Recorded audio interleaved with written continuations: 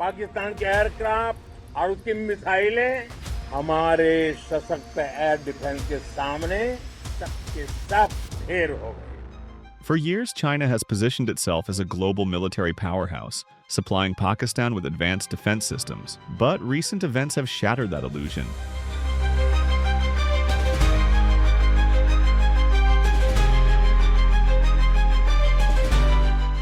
China has been Pakistan's primary defense supplier, providing fighter jets, missile systems, and drones. The goal? To counter India and Project Power in South Asia. Over the past decade, Pakistan's reliance on Chinese arms has deepened significantly. According to the latest SIPRI report, China now accounts for 81% of Pakistan's total arms imports, up from 74% in the previous 5-year period. This surge in Chinese defense exports has solidified Beijing's dominance in Pakistan's military sector. Pakistan's military modernization efforts have been heavily dependent on Chinese technology, including the JF-17 Thunder fighter jets, HQ-9 missile defense systems, and Type 054 AP frigates. However, as recent events have shown, this reliance may have come at a cost.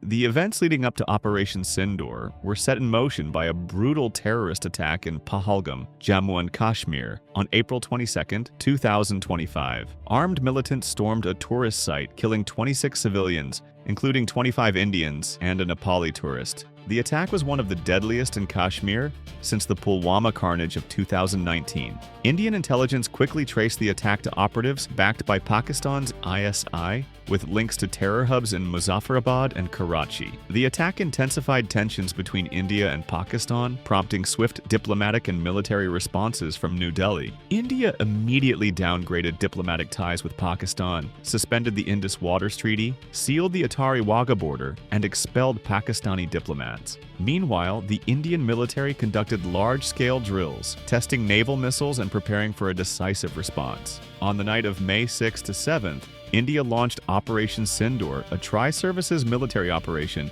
targeting 9 terror hideouts in Pakistan and Pakistan-occupied Kashmir. The operation was designed to be precise and non-escalatory, ensuring no Indian aircraft crossed into Pakistani airspace while delivering devastating strikes on terror infrastructure. Despite India's measured approach, Pakistan retaliated with drone strikes on Indian cities, prompting India to escalate its response by destroying Pakistan's HQ-9 air defense system.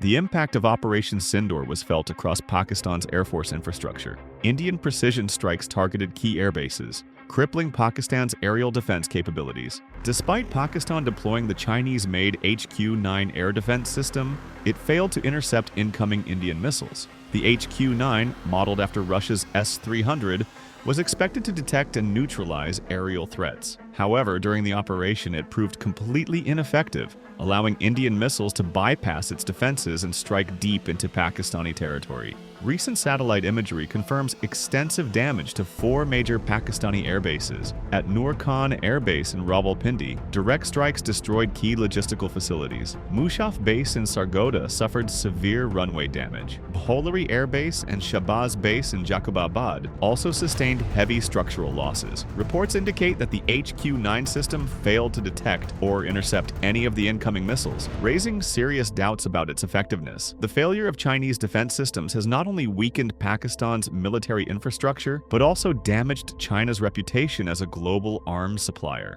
With Pakistan's air bases left exposed, military officials are scrambling to reassess their defense strategy.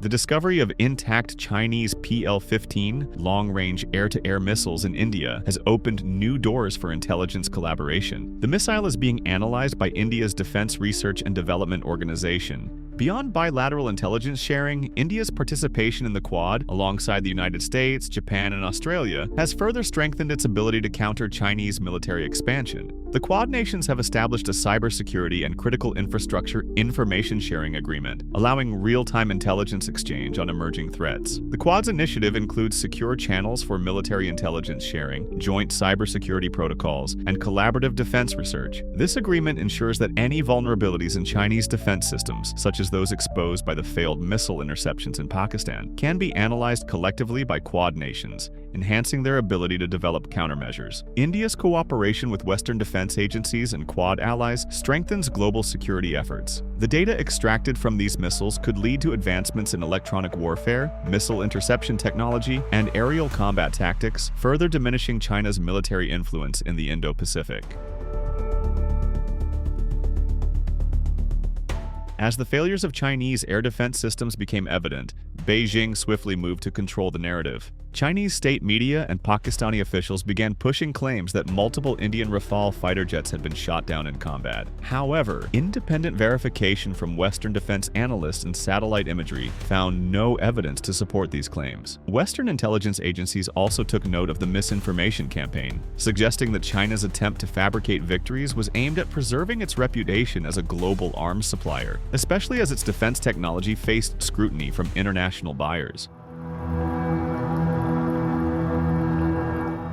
While Chinese defense systems faltered in Pakistan, India's BrahMos missile has emerged as a game-changer. Developed through an Indo-Russian collaboration, BrahMos is one of the fastest cruise missiles in the world, capable of reaching speeds of Mach 2.8. The missile's combat success has significantly boosted its global demand. The Philippines became the first international customer, signing a $375 million deal with India in 2022 for 3 coastal defense batteries. The first battery was delivered in April 2024, with the second arriving in April 2025. The Philippines intends to deploy BrahMos along its coastline to counter Chinese military expansion in the South China Sea. Following the Philippines' acquisition, several nations facing Chinese aggression in the South China Sea have expressed interest in BrahMos. Vietnam is in advanced negotiations for a $700 million deal, aiming to strengthen its naval and coastal defenses. Indonesia has also entered discussions, with reports indicating a potential $450 million agreement.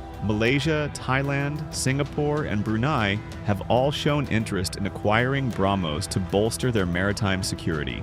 Beyond Southeast Asia, Middle Eastern nations such as Egypt, Saudi Arabia, UAE, Qatar, and Oman have also expressed interest in BrahMos, recognizing its strategic value. The illusion of Chinese military dominance has cracked. The question now is, how will Beijing respond? Thank you for watching. Subscribe for more geopolitical insights.